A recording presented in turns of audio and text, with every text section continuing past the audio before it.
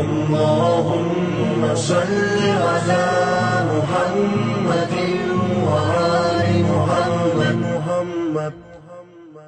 اعوذ باللہ من الشیطان الرجیم. بسم اللہ الرحمن الرحیم. آج کی گفتگو کا عنوان ہے اعمال کی مقدار یا اعمال کا وزن. خصوصیت سے رمضان کے مہینے میں انسان عبادتوں میں اضافہ کر دیتا ہے، لہٰذا اس کی مقدار بہت بڑھ جاتی ہے. عام دنوں میں شاید اتنی نمازیں نہیں پڑھتا جتنے رمضان میں پڑھتا ہے. عام دنوں میں قرآن کی اتنی تلاوت نہیں کرتا جتنی رمضان میں کرتا ہے. عام دنوں میں اتنی دعائیں نہیں پڑھتا جتنی رمضان میں پڑھتا ہے. تو رمضان کے مہینے کی خصوصیت یہ ہے کہ اس میں عبادتوں میں اضافہ ہو جاتا ہے. مگر اس میں یہ دیکھنا پڑے گا کہ اسلام کے نقطہ نگاہ سے عبادت زیادہ مقدار میں ہو یہ فضیلت رکھتا ہے، یعنی زیادہ مقدار میں نہیں. عبادت تو بہت تھوڑی سی ہو، بہت مختصر سی ہو، مگر اس عبادت کا وزن اتنا بھاری ہو کہ اس بڑی مقدار پر وہ بھاری ہو جائے. بہت سارے لوگ ہیں کہ جو مختلف قسم کے عبادتیں انجام دیتے ہیں. عام دنوں میں بھی یہ دیکھا گیا ہے کہ اگر وہ ظہر کے وقت نماز پڑھنے بیٹھتے ہیں تو ان کا ظہر کی نماز کا پیکج بھی 1 گھنٹہ 1.5 گھنٹے کا ہوتا ہے. مغرب کے وقت اگر نماز پڑھنے بیٹھتے ہیں تو وہ بھی 1 گھنٹہ 1.5 گھنٹے کا پیکج ہوتا ہے. اتنی دعائیں پڑھ رہے ہوتے ہیں، اتنے اس میں مستحب اعمال انجام دے رہے ہوتے ہیں، سب کچھ کر رہے ہوتے ہیں. یہ اعمال کی کوانٹٹی، اعمال کی مقدار کو بڑھا دینا یہ برا نہیں ہے، غلط نہیں ہے، مگر حقیقت یہ ہے کہ اس کے مقابلے میں اگر اعمال کی کوالٹی کو بڑھا دیا جائے. خصوصیت سے رمضان کا مہینہ ہمیں بہت اچھا مہینہ ملا ہے، اور اس میں بھی زیادہ خصوصیت سے یہ کہ اس وقت سارے کورونا وائرس کی وجہ سے گھر میں بیٹھے ہوئے ہیں. تو اس پر غور و فکر کرنے کے بعد انسان اپنے عمل کی کوالٹی کو امپروو کر سکتا ہے. کیسے کوالٹی امپروو کی جا سکتی ہے؟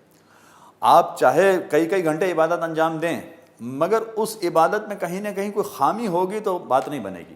یہ بالکل ایسی بات ہے کہ فرض کیجئے کہ یہاں سے آپ کو صدر جانا ہے اور آپ صدر کی گاڑی میں بیٹھیں اور گاڑی وہاں پر چلے، تو چاہے گاڑی بہت سلو اور آہستہ چلنے والی ہوگی مگر آپ صدر میں پہنچ جائیں گے. اس کے مقابلے میں آپ کو جانا تو صدر ہے مگر آپ الٹی گاڑی میں بیٹھ جائیں تو الٹی گاڑی میں بیٹھنے کے بعد جو گاڑی چلے گی تو آپ اپنی منزل پر پہنچنے کے بجائے اپنی منزل سے دور ہوتے جائیں گے. اور جتنا گاڑی تیز چلے گی آپ تو خوش ہوں گے کہ بھائی بڑی گاڑی تیز چل رہی ہے، میں جلدی جلدی اپنی منزل پر پہنچ رہا ہوں، مگر حقیقت یہ ہے کہ آپ اپنی منزل سے دور ہوتے چلے جا رہے ہیں. تو کئی اعمال ایسے ہوتے ہیں کہ جو انسان بہت بڑی مقدار میں انجام دے رہا ہوتا ہے. ہمیں افسوس بھی ہوتا ہے، بسا اوقات 70 سال کی عمر میں لوگ آ کر پوچھ رہے ہوتے ہیں کہ ہم نے اس طرح سے نمازیں پڑھی ہیں، تو دکھ ہو رہا ہوتا ہے یہ کہتے ہوئے کہ آپ کی نمازیں غلط ہیں. نمازیں غلط ہیں کا مطلب کیا ہے کہ دوبارہ پڑھنا پڑیں گی. اس کے مقابلے میں اگر عمل کا وزن زیادہ ہو تو وہ 2 رکعت بھی ہو تو بہت بڑی قیمت رکھنے والی ہے. عزیزان محترم، یہ جو میں نے آپ کے سامنے گزارش کی ہے، اس میں اپنے عمل کے وزن کو بڑھایا کیسے جا سکتا ہے؟ کیسے ہم اپنی جو عبادت انجام دے رہے ہیں وہ بہت ہی بھاری عبادت ہو، بہت ہی قابل توجہ عبادت بن جائے؟ اس میں 2 چیزیں بڑی امپورٹنٹ ہیں.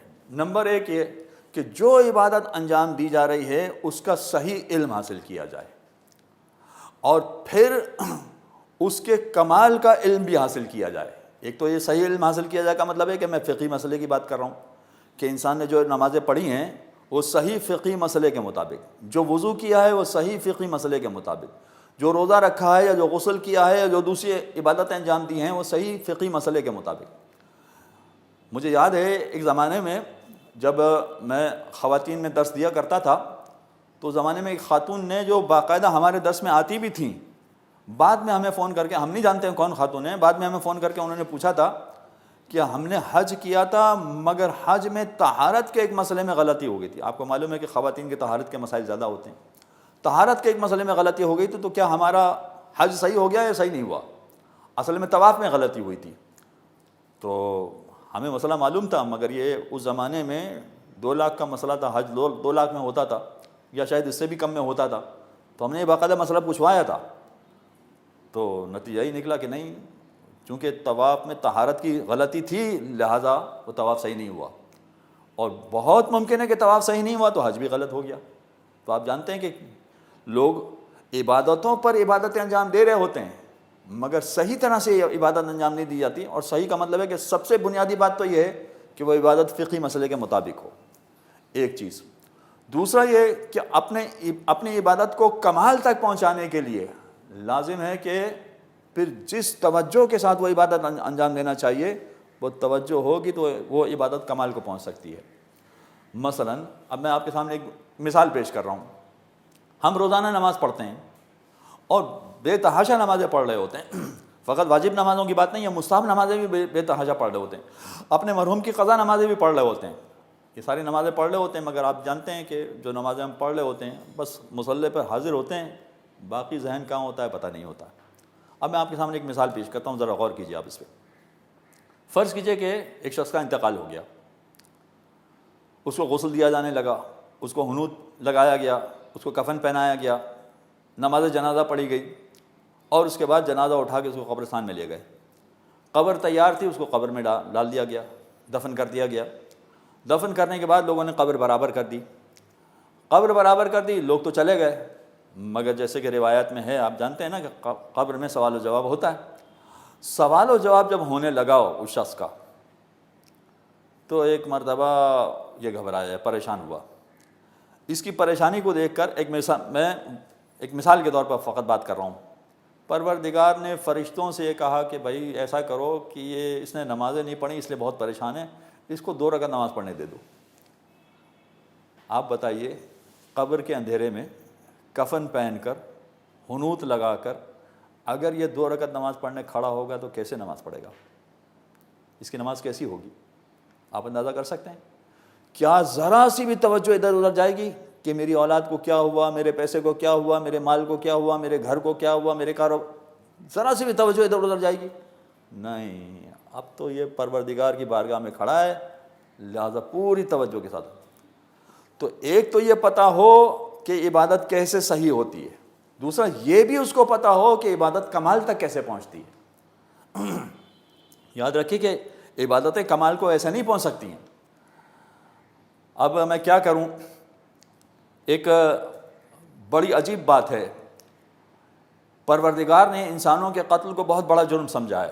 اگر کوئی شخص کسی کو قتل کرتا ہے تو یہ بہت بڑا مجرم ہے، اور اسی جرم کو فرشتوں نے پروردگار کی بارگاہ میں پیش بھی کیا تھا۔ جب پروردگار نے یہ اعلان کیا تھا کہ انی جاعل فی الارض خلیفہ، میں زمین میں خلیفہ بنانے والا ہوں، تو فرشتوں کا جواب کیا تھا کہ کیا تو ایسے کو خلیفہ بنائے گا جو زمین میں خون بہائے گا، جو زمین میں فساد برپا کرے گا، مفہوم بتا رہا ہوں، جو زمین میں قتل و غارت گری کرے گا۔ فرشتوں کا اعتراض یہی تھا نا، تو پروردگار نے اس وقت کیا کہا تھا؟ انی اعلم ما لا تعلمون، جو میں جانتا ہوں تم نہیں جانتے ہو۔ فرشتے معصوم مخلوق تھے، بیچارے خاموش ہو گئے، کچھ نہیں بولا۔ اب آئیے، جب انسان کو خلق کر دیا، جناب آدم اس زمین پر آ گئے، اور جناب آدم کے بعد 1,24,000 بھی اس زمین پر آ گئے، اور انہوں نے زندگی بسر کر لی، یہاں تک کہ ہمارے پیغمبر نے بھی اپنی رسالت کا اعلان کر دیا۔ رسالت کے اعلان کے بعد وہ مکہ سے مدینہ آ گئے، مکہ سے مدینہ آ گئے، اس کے بعد مدینہ میں بہت ساری جنگیں ہوئیں، بہت ساری جنگیں ہوئیں، تو اس جنگوں میں ایک جنگ ایسی بھی تھی کہ صحابی کی تلوار ٹوٹ گئی تھی، تو وہ رسول کے پاس آیا تھا کہ اللہ کے رسول میری تلوار ٹوٹ گئی ہے۔ رسول نے ایک ٹہنی اٹھا کر اسے دی تھی، اور وہ ٹہنی معجزے میں، جنگ کے دوران میں معجزے میں وہ تلوار بن گئی تھی، وہ لے کے چلے گئے، پھر لڑنے لگے۔ یہی معاملہ امیر المومنین کے ساتھ پیش آیا، اور امیر المومنین جب یہ اپنی تلوار لے کر آئے کہ اللہ کے رسول میری تلوار ٹوٹ گئی ہے، تو اب رسول کو جواب نہیں دیتے ہیں، وہ ٹہنی اٹھا کر نہیں دیتے ہیں۔ کیا ہوا؟ تھوڑی دیر کے بعد ایک فرشتہ باقاعدہ قصیدہ پڑھتا ہوا تلوار لے کر آیا، اور تلوار لے کر جو آیا تو تلوار پیغمبر کو دی، وہ تلوار پیغمبر نے علی کو دی۔ اب یہاں پر یہ نقل صاحب نے بڑا خوبصورت ایک نقطہ پیش کیا یہاں پر، وہ فرماتے ہیں کہ اگر میں اس وقت ہوتا تو میں فرشتے سے سوال کرتا کہ تم نے تو اعتراض کیا تھا کہ انسان زمین میں خون بہائے گا، اور خون کس سے بہاتا ہے؟ تلوار ہی سے بہاتا ہے، اور تم تلوار ہی لے کر آئے ہو، اور تلوار لے کر بھی آئے ہو تو فقط تلوار لے کر نہیں آئے اور تلوار کا قصیدہ پڑھتے ہوئے آئے ہو، تو تم نے اس وقت تو بڑا اعتراض کر دیا تھا کہ زمین میں انسان خون بہائے گا، اس کے باوجود تلوار لے کر آئے ہو، اور فقط تلوار نہیں، تلوار چلانے والے کا بھی قصیدہ، اور لا فتح الا علی ولا سیف الا ذو الفقار، تلوار چلانے والا کا بھی قصیدہ پڑھ لے اور تلوار کا بھی قصیدہ پڑھ لے ہو۔ تو پتہ چلا کہ اس وقت فرشتوں کو معلوم ہوا کہ تلوار چلانا بھی ایک عبادت ہے، اس سے پہلے یہ تلوار چلانا عبادت ہے، غالباً فرشتوں کو معلوم نہیں تھا، یہ اس وقت پتہ چلا۔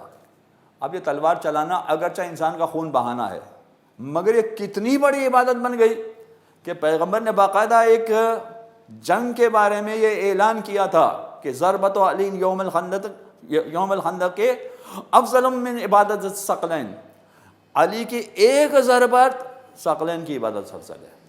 تو اس کا مطلب یہ ہوا کہ یہاں پر دو چیزیں بڑی امپورٹنٹ ہیں، کہ ایک یہ کہ علم حاصل کیا جائے، اور اس کے بعد جو علم کے بعد عمل انجام دیا جائے وہ اتنے خلوص کے ساتھ انجام دیا جائے کہ وہ تلوار چلانے کا عمل بھی ہو تو اتنا پرخلوص ہو کہ پروردگار خود اس کا قصیدہ پڑھے۔ وصلی اللہ علی محمد وآلہ الطاہرین۔